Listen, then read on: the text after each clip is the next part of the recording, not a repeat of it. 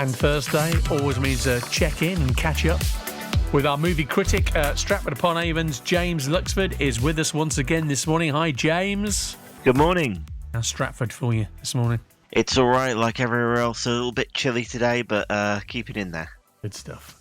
Before we get into your good, bad, and on-demand picks for this week, the Oscar nominations, of course, revealed on Monday. What do you make of that list there? Anything out of there you sort of highlight and pick out for us? More or less as expected. A lot of the big hitters have been honoured in the way that we thought.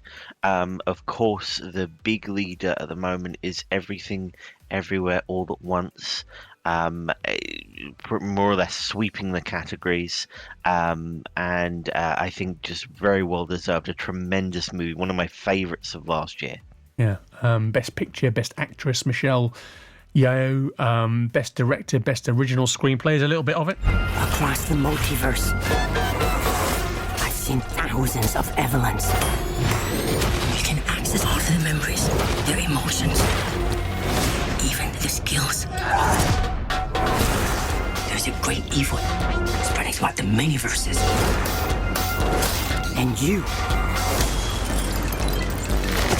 may be our only chance of stopping it. Talk a little bit about the acting awards as well, James, and the predominance of Irish names in the acting awards this year. It's been phenomenal, hasn't it? Yes, some largely thanks to the Banshees of Inisherin, terrific film based out of Ireland. Colin Farrell and Brendan Fraser going head to head for Best Actor. Actors like Kerry Condon from the same movie for Best Supporting Actress.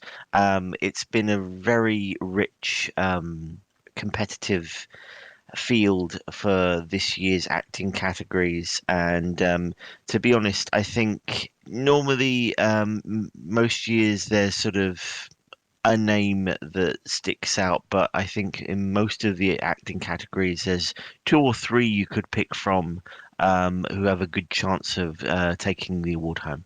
Yeah, Bill Nighy, of course, getting his first nomination at the age of 73 for his role in Living. And let's mention Brendan Fraser as well, James, for his role in The Whale. Yes, a tremendous movie. And I suppose,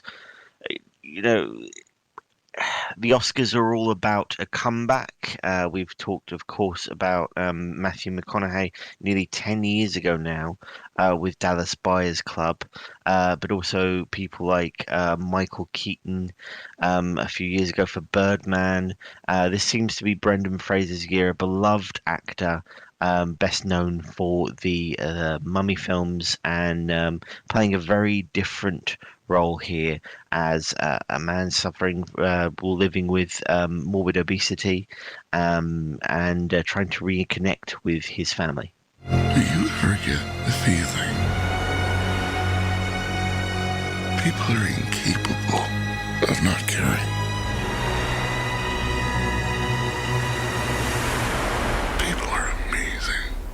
Yep, highlighting the issue of obesity's first real major film role in 12 years. Brendan Fraser up for Best Actor at The Whale. The Oscars, of course, in a month or so, about 6 weeks' time from now in Hollywood. 95th Academy Awards. Right, let's look into the weekend. James, your good, bad and on-demand choices for this week. Let's start with your good, shall we? My good this week is staying with the Oscars because it's one of the Best Picture nominees. It's The Fabelmans in cinemas Friday. This is Steven Spielberg's new drama inspired by his childhood and his relationship with his parents.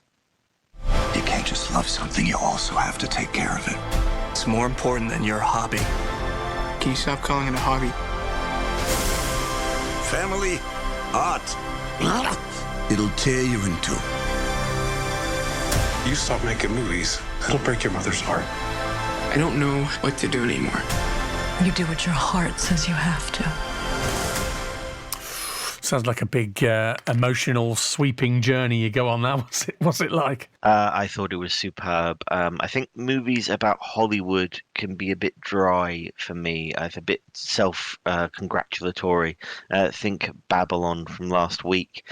But this is about family. This is about the people who made Spielberg who he is, the people who inspired him in those early years when he was picking up a movie camera for the first time and meeting his destiny, as it were. You know, he invented the blockbuster as we know it, at least, with Jaws, and he's such a pivotal part of why we all love movies, that this story about the people and the experiences that inspired him, I think, is riveting, even if you're not particularly a cinema buff in terms of the history.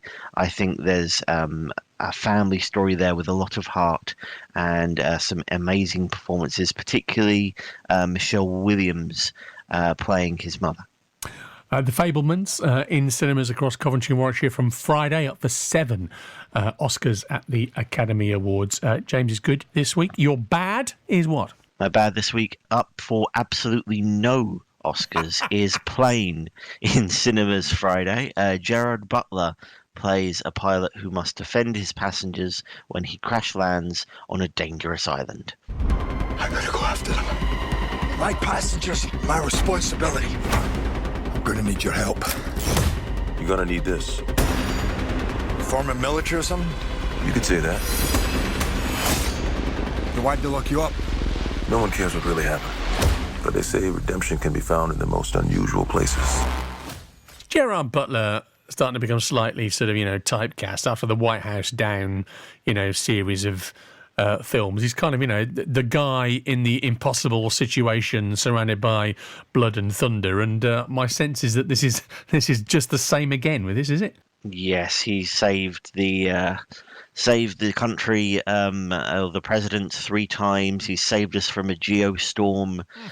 He tends to be the person to be called upon when disaster strikes. I feel a bit mean calling this bad because it doesn't pretend to be high art. There's no aspirations of being something other than a sort of disposable action movie, but it is very straightforward. It is very basic, with Gerard Butler doing what he does, growling at the screen and clutching some sort of firearm and saving the day against impossible odds. You'd never thought pilots were so well trained at hand-to-hand combat.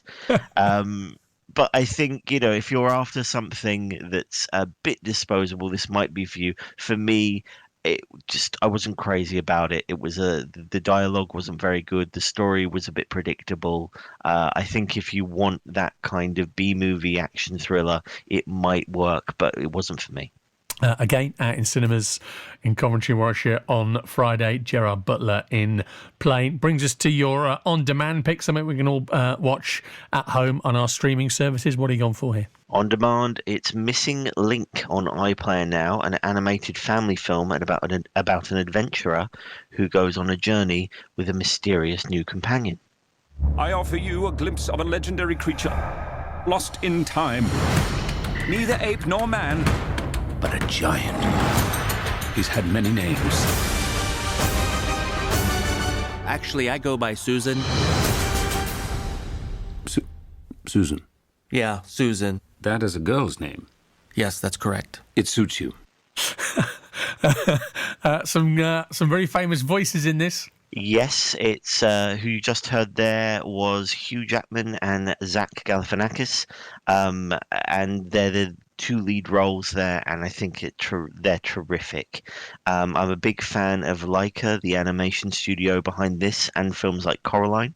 The 2 stars are great as the voices, and it's a very sweet story about friendship, and it's got a lot of laughs in there as well.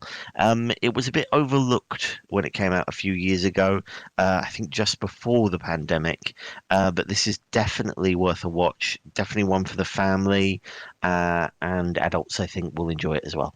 James, good stuff. Always good catching up with you. All the best. Speak next week. Thanks very much. Thank you.